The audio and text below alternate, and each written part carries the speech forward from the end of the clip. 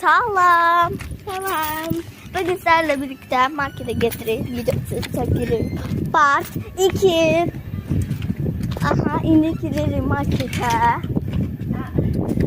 Ve bizim videomuzu.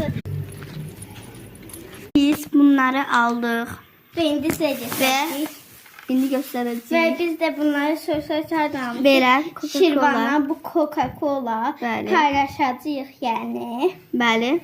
Ve hamınız bilirsiniz bu çok tatlıdır. Ve hamının sevdiği o şirniyat.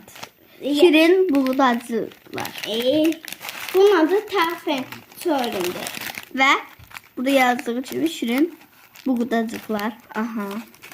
Okay, Sonra sağ olun.